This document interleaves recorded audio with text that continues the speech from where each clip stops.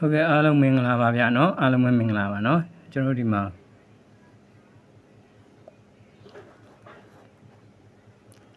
ကွာပေါင်းခြင်း၄နော်ကွာပေါင်းခြင်း၄ရပုံသေးနော်ကွာပေါင်းခြင်း၄ပုံသေးပြီးရင် break ရှစ်နော် break ရှစ်သူ့ရဲ့ဘေးမှာနှစ်ရှည်ဘူးနော်နှစ်ရှည်ဘူးနော်ဒါပထမကတ်နော်ဒုတိယကတ်ကလည်းဒီမှာကွာပေါင်းခြင်း၄ပုံသေးပဲနော် break က8ပုံသေးပဲနော်နှစ်ပြီးတော့တစ်ရှည်ဘူးနော်နှစ်ပြီးတော့တစ်ရှည်ဘူးနော်ဒီမှာကွာပေါင်းခြင်း၄ပုံသေးပဲနော် break 8ပုံသေးပြီးရင်တုံညဘူးနော်အဲ့တော့ကွာပေါင်းခြင်း၄ break 8နှစ်ရှည်ဘူးနော်ကွာပေါင်းခြင်း၄ break 8တစ်ရှည်ဘူးကွာပေါင်းခြင်း၄ break 8ပုံသေးတုံညရှည်ဘူးနော်ဒီတုံကတ်ဟုတ်အဲ့တော့သူကဘာပြောချင်တာလဲဆိုဒီကွာပေါင်းခြင်း၄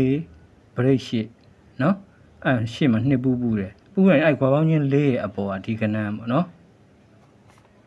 ကွာပေါင်းခြင်း၄ရဲ့အပေါ်ကဒီ363ဆိုတဲ့ကဏ္ဍနော်အဲ့ဒီကဏ္ဍ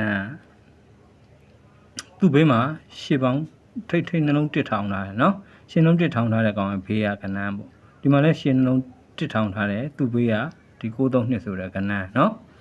နောက်ဒီမှာထိတ်နှလုံးထောင်ပေါင်းခြင်းတစ်ထောင်ထားတယ်သူ့ဘေးကဒီကဏ္ဍအဲ့ကဏ္ဍတွေလိုက်ပို့နော်အဲ့ကဏ္ဍတွေကဒီအဲ့မှာသူကကွာပေါင်းခြင်း၄ break 8နှစ်ဘူးနော်အဲ့ကွာပေါင်းခြင်း၄ရဲ့အပေါ်ကကဏ္ဍ363ဆိုတဲ့ကဏ္ဍနော်သူ့ဘေးမှာသူကတစ်ထောင်ထားတယ်အဲ့ကဏ္ဍကတဲ့သူကနေပြီးတော့သူက1 2 3 4 5 6 9 8နှစ်9နှစ်မြောက်ထဲကိုလိုက်ပို့မှာနော်9နှစ်မြောက်ထဲကိုပို့တာဒီမှာနော်ဒီကိုပို့တာအဲ့ဒါပြီးတော့ဒုတိယကနော်ဒီမှာကွာပေါင်းခြင်း၄ break 8နော်သူ့ဘေးမှာပထမကတ်က2ဘူးဒုတိယမှာ1ဘူးနော်အဲ့ဒီ1ဘူးအဲ့ဒီကွာပေါင်းခြင်း၄ရဲ့အပေါ်ကကဏ္ဍဒီ632ဆိုတဲ့ကဏ္ဍသူ့ရဲ့ဘေးကနေရေးလိုက်ရင်9နှစ်မြောက်ထဲကိုနော်1 2 3 4 5 6 9 8 9နှစ်မြောက်ထဲကို3နှစ်9ဆိုတဲ့ကဏ္ဍလိုက်ပို့နော်ဒီကိုလိုက်ပို့3နှစ်9ဆိုတဲ့ကဏ္ဍနော်အဲ့တော့အခုဒီမှာတတိယကတ်အဲ့တတိယကတ်ကသူကကွာပေါင်းခြင်း၄ပဲနော်ကွာပေါင်းခြင်း၄ပဲသူ့ဘေးမှာ break 8ပဲတုံညာဘူးနော်နှစ်ဘူးတစ်ဘူးတုံညာဘူးနဲ့လားအဲ့ဒီကွာပေါင်းခြင်း၄ရဲ့အပေါ်ဒီ3နှစ်ခုဆိုတဲ့ကဏ္ဍကိုအဲ့ကဏ္ဍသူ့ရဲ့ဘေးကနေယူလိုက်9နှစ်မြောက်ထဲကို1 2 3 4 5 6 9 8 9နှစ်မြောက်ထဲကိုနော်ဒီချိန်ကိုပို့မှာနော်ဒီချိန်ကိုပို့မှာ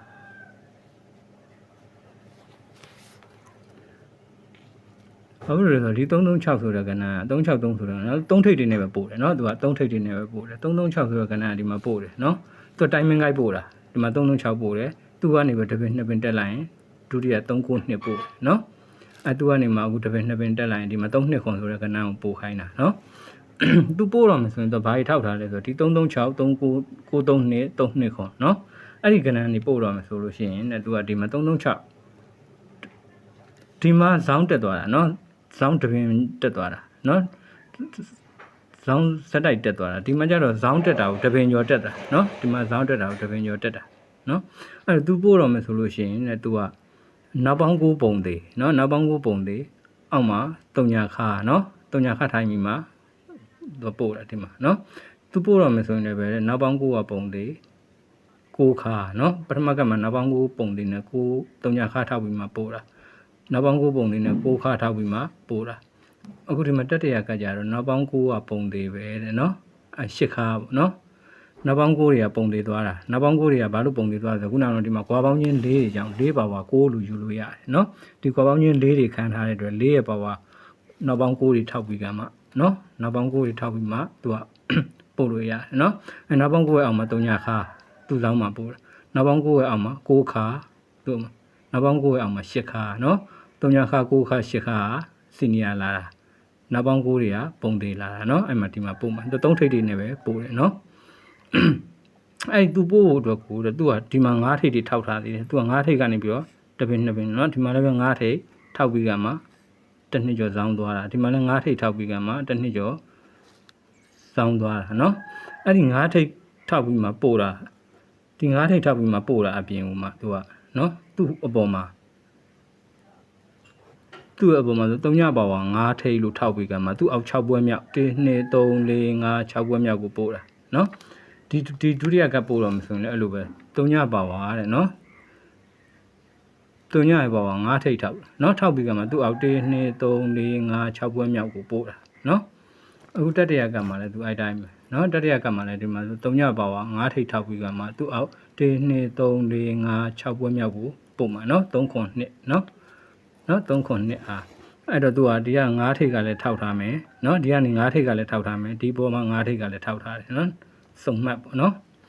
အဲ့တော့ဒီဘက်မှာကျွန်တော်3ထိပ်နဲ့ပို့ကြိုက်တယ်နော်3နှစ်ခွန်အားပေါ့နော်3နှစ်ခွန်အားကို3ထိပ်နဲ့ပို့ကြိုက်တယ်နော်3ထိပ်နဲ့ပို့ထိုးပေါ့နော်အဲ့တော့3နှစ်ခွန်အားကို3ထိပ်နဲ့ပို့ထိုးနော်ဟုတ်ကဲ့အားလုံးပဲနော်ကိုယ်လည်းဒီလောက်ပဲဗျာနော်ကံကောင်းကြပါလိမ့်ဗျာ